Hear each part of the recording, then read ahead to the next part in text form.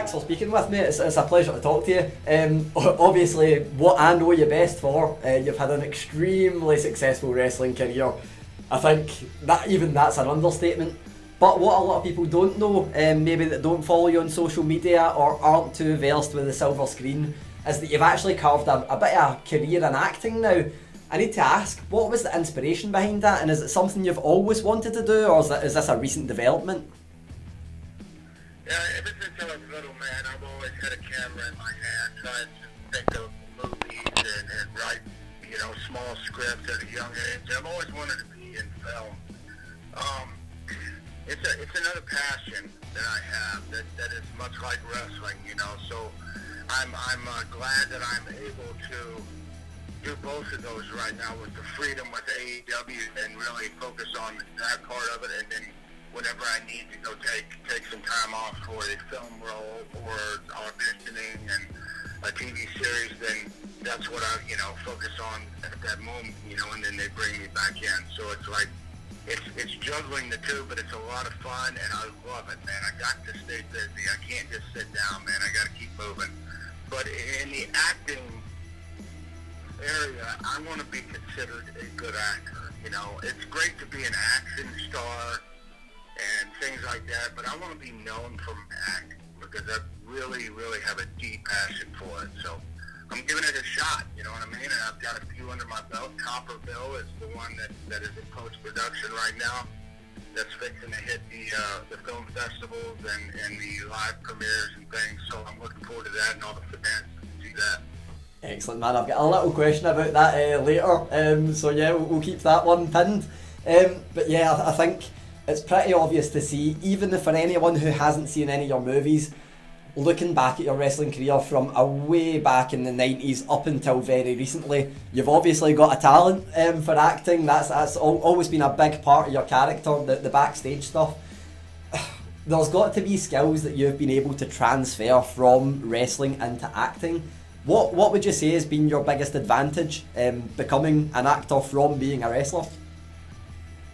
Well, the biggest advantage, I think, is time.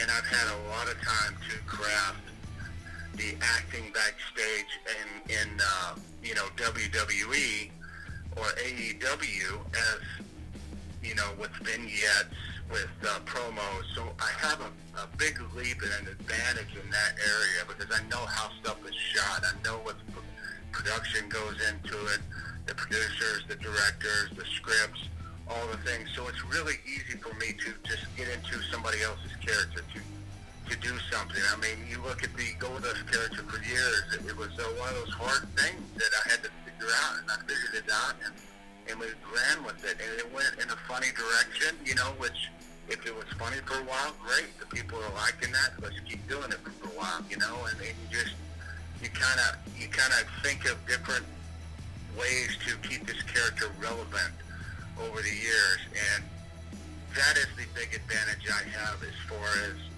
going and stepping into the acting world, because I already know most of this stuff and the scripting and just memorizing your lines and stuff. Now back when I'm doing the Goldust character or the Dustin Rhodes character and I'm improvising stuff, some directors will allow you that freedom to improv if you're good at it. And I think I'm one of those that's good at that, and I've had plenty of years to really craft that.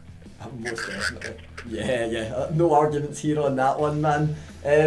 One of my favourite things, I actually watched one of your movies, which was Scare Package. For anyone who doesn't know, it's, I would say, like a kind of comedy horror movie.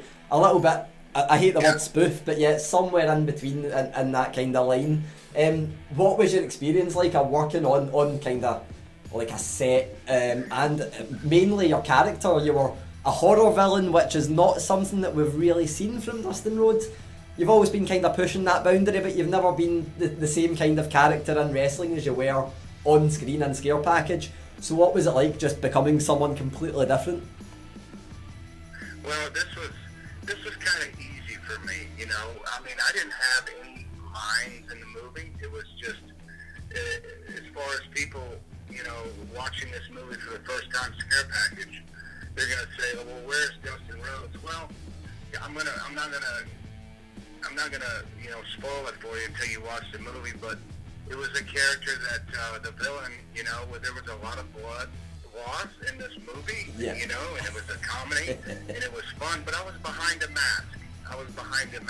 And you just kind of try to create this crazy character, and I look at all the past things that have happened in the wrestling world, or from the Freddy to the Jasons to the Michael Myers, to the Hellraiser characters, and I just try to make my own monster, and it was a lot of fun and really easy to do. So. Yeah, man, I really enjoyed it, man. I think everyone else would as well if they've seen it. But one thing I also really enjoyed, of course, you're a slightly different character you were in Scare Package, is what you are in AEW right now. What we've seen recently was just Dustin Rhodes in AEW, and it was the scene which I absolutely loved where you got attacked by Jake Hager. What's it like juggling wrestling and acting, or do you feel like the two go hand in hand now? Do you feel like the acting's made you better as a performer in wrestling? Just what's it like being part of AEW as this new, I would say, improved Dustin Rhodes? Well, look, they're the same, but they're different. One is a physical train wreck every single week. You know what I mean? We put our bodies through an extreme amount of pain. Our bodies are just whipped around like crazy. So, there's a physical aspect of it, and then on the acting side, you usually have a stunt double that will do that stuff for you. And I'm so used to I'll do that. He says, no, Dustin, we got somebody to do this for you. And I'm like, well, shit, I know how to do that. No, we don't need you to do that. We'll have this guy do it. And I said, well, I can do it better. No, you're fine. And it's just like, okay, so they have these people that will do that for me, and that makes it kind of easy, but there's a lot of differences, but it's different at the same time too because of the physical aspect. Yeah, definitely, man. And the one thing that I guess might be easier if I was looking at it from the outside, the schedule in AEW seems a lot kinder than the one you were used to in the past. Did the full-on schedule of WWE play into your decision to leave, or was that to do with you wanting to pursue things like acting, or is it maybe even something else completely, like just I guess maybe being able to be more of a backstage person in AEW? What was the decision behind leaving WWE after so many years and then joining AEW? Well, with WWE I'd had enough. It was time for me to go. It had been such a long storied career for the Goldust character, and I really thought that I was gonna retire, and then I got pulled in, and my passion got reignited when I wrestled my brother, and we had the match of the last decade, probably, if not the last 2 decades. It was such a storied, great match. The schedule is a lot different, so it takes some getting used to. We're on the road so much up there that you don't have any time at home with your families, and here with AEW, I love it, man. The scheduling is great. I leave Tuesday to go to a production meeting. I do Wednesday TVs and come home Thursday, and then whatever else I want to do, I am free to do, which I did not have that freedom to do anything that I wanted to do outside of wrestling up there.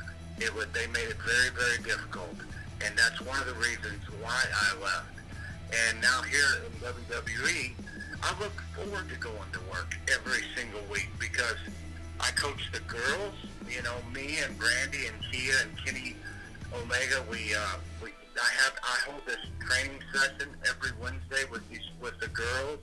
I'm a backstage producer and coaching for promos to teach these kids how to talk on camera and to get them comfortable with the camera in their face, because some of them have never been in the television, had the television experience. So it's a learning experience for them, and it's also, I have to have a little patience with them because this is their first time doing it, and I love to teach. So I consider AEW and these kids there kind of my kids, man. I love them. And to see them shine, and to see them get better, and to progress in our company, AEW, it's great, man. It's a good feeling for me. I think they like me. You know, I love being there. I love to help, and I also, you know, got to still stay relevant myself, which my character Dustin Rhodes kind of coming back full circle from what I used to be, just a little bit different, you know, and giving it, you know, my last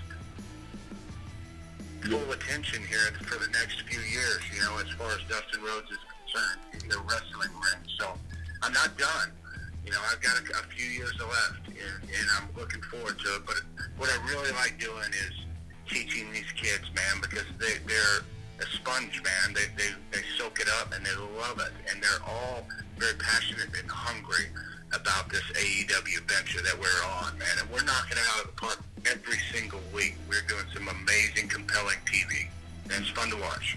I completely agree, man. And a side note there, the match with you and Cody, like you said there, the match of the last 2 decades. For me, I've been watching wrestling most of my life, which is almost 3 decades, and I don't think I've ever seen a match with such perfect storytelling in it. It was absolutely amazing. But you did mention there that you're doing a lot of coaching now.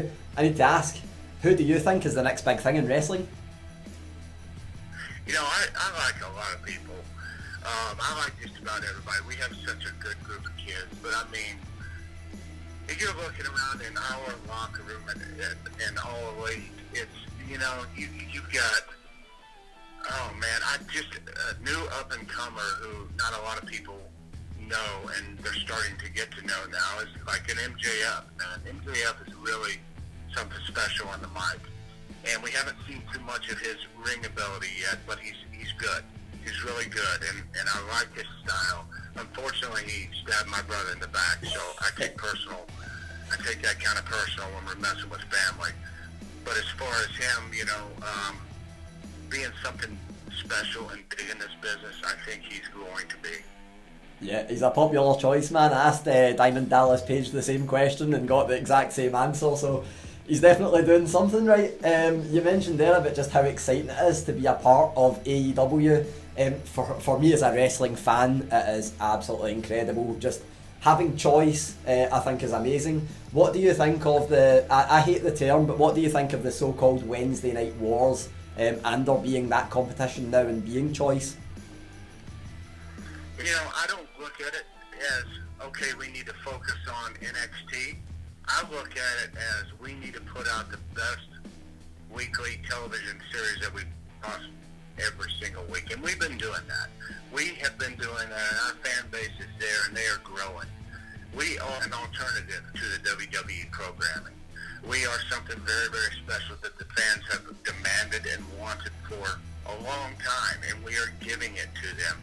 So me personally, I'm not looking at NXT saying, oh my God, they're doing this week, we got to do this to go back and forth. I don't like that. I'm not focused on them. I'm focused on my kids, on our kids here at AEW, because they are the future right now, to me.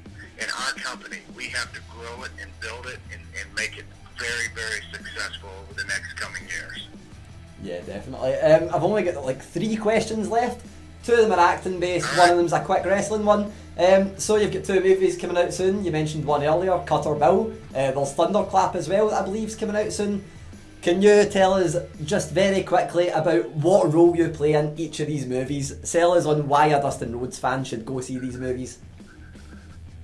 Cutter Bill, man, was a lot of fun. I did really well. That's probably my best acting to date in my 4 films. I had a lot of verbiage in the movie and a lot of script stuff, and I really got into one specific character, which you'll see, and all I can tell you is it's in the barn. The scene is in the barn, and you're going to be like, to me, I think you will really say, damn, Dustin has really got the acting bug and knows and just nailed this role to a T. It's a lot of fun, and, you know, we play thieves, you know, and I'm a thief, and I'm looking for this $80 million that is hidden on this rich man's property who has passed away, and, you know, it's been hidden because it's dirty drug money, and me and Tom Holland, we go on this property and look for the money, and we have some altercations, and there's a lot of violence going on, and, you know, some stuff, and it happens. Definitely. Two questions left. They are actually both similar, even though one's about wrestling, one's about acting. So in terms of acting, I've given you the power here. You can cast yourself in any movie, any role. What would your dream role be as an actor? Yeah, my dream role would be like a Hannibal Lecter, Silence of the Lambs type character. Just a real dramatic, creepy, heavy actor scene.